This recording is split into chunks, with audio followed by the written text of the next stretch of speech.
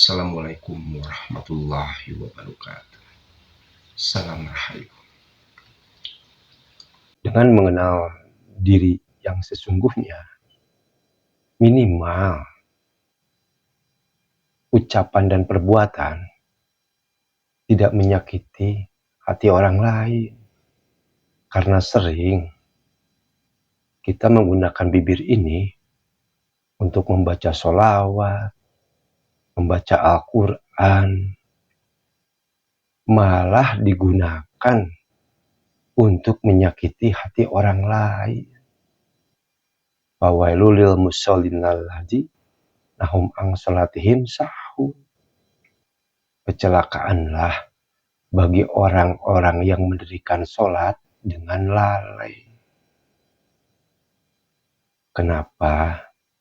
Karena tidak mengerti, tidak sadar apa yang diucapkannya. Banyak orang yang melakukan sholat tetapi tidak menyentuh kepada yang disembah. Memang secara lahiriah nampak banyak orang yang melakukan sholat, bibirnya sibuk berzikir, sibuk mengucapkan doa-doa, tapi hatinya ramai oleh urusan dunianya sendiri. Islam yang demikian ini ibarat kelapa. Mereka hanya memakan serabutannya saja. Padahal yang paling nikmat itu memakan dagingnya, buahnya, dan air kelapanya itu sendiri. Banyak orang yang melakukan sholat. Mereka sholat 5 waktu sebatas hanya lahiriahnya saja, tidak berbekas kepada kolbu akal budinya. Padahal sholat itu diharapkan bisa mencegah nahi munkar, dan mereka tidak mampu melakukannya dalam kehidupan sehari-hari. Walaupun sholatnya itu membekas pada akal budi, itu pun hanya sedikit. Jikalau perangainya masih suka berbohong, watak, suka membohong, mengingkari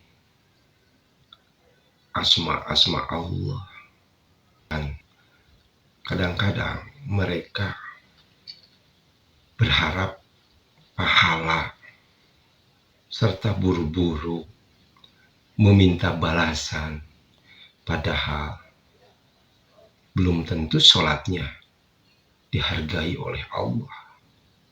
Sebab banyak yang melakukan sholat tanpa sadar. Bagaimana bisa melakukan suatu ibadah ritual tanpa sadar? Padahal di Al-Quran sudah jelas, janganlah kamu mendekati sholat sampai kamu sadar terhadap apa yang kamu ucapkan. Jadi, tanyalah kepada diri kita sendiri, bagaimana sholat kita? Karena sadar artinya mengenal diri. Sebab banyak orang yang melakukan ibadah ritual sholat hanya gugur kewajiban saja, bukan suatu kebutuhan terhadap Tuhannya. Sholat tapi pikiran kemana-mana. Bahkan parahnya lagi, menempatkan tujuan dan keinginan di dalam ibadah ritualnya itu sendiri. Seperti ingin keluar dari masalah,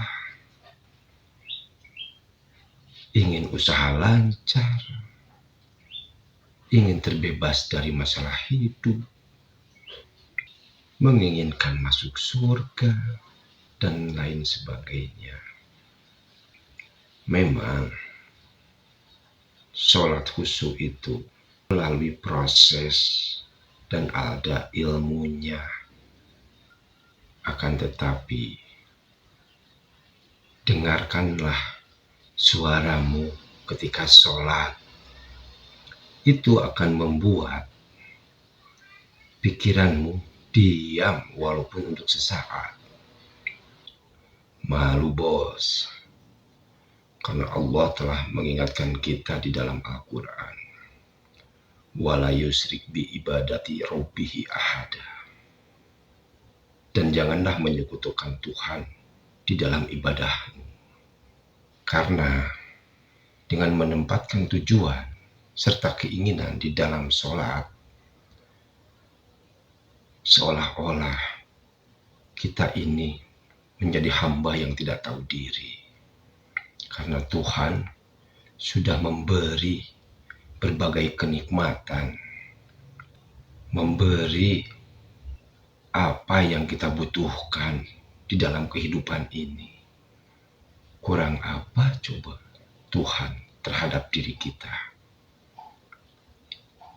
Hanya kitalah yang hari-hari terhadap Tuhan kita dan tidak menyadari kalau Tuhan itu dekat dan bersama kita di setiap saat. Wa huwa ma'akum aina ma kuntum. Kemanapun muka kita menghadap, disitulah Allah ada. Dan kadang manusia itu apabila ditimpa kesusahan, dia berkeluh kesah. Dan apabila diberi kesenangan oleh Tuhannya, maka dia menjauh bahkan berpaling dari Tuhannya. Boro-boro ingat ke Allah. Kadang-kadang jamak ker kitu mah sok rajin edan. Ampun Gusti. Janganlah kita menunggu Tuhan memaksa diri kita untuk ingat kepadanya, untuk sadar. Karena kalau Tuhan sudah memaksa diri kita, belum tentu kita kuat. Semisal ketika seseorang diberi kesenangan, lalu dipaksa oleh Tuhan, dibalikan keadaannya menjadi sulit, agar supaya ingat kepada Tuhannya, agar supaya selalu bersyukur atas nikmatnya. Sebab Tuhan berkuasa atas diri hamba-hambanya. Nah, daripada kita menunggu Tuhan memaksa kita untuk ingat kepadanya, mending dari sekarang ingat kepadanya, mending dari sekarang sadar bahwa Tuhan bersama segala sesuatu. Bersyukurlah kepada Tuhan yang telah memberi berbagai kenikmatan. Dan bila kita bersyukur kepadanya, maka kenikmatan itu akan ditambah oleh Dia. Dan dalam bersyukur, karena rasa syukur itu memiliki kekuatan dahsyat. Ketika seseorang menginginkan sesuatu, dibarengi dengan bersyukur, dengan cara berbagi, pasti dia akan mendapatkannya. Karena kenapa? Semesta mencatat orang itu adalah yang berkelebihan hartanya dan dicatat sebagai orang kaya, maka siap-siaplah kesenangan, kekayaan, keberlimpahan akan datang kepada dirinya. Karena wujud syukur itu adalah berbagi, membantu orang lain, menolong orang lain yang butuh pertolongan. Dengan berbagi pun semesta mencatat orang itu adalah orang yang berkelebihan harta,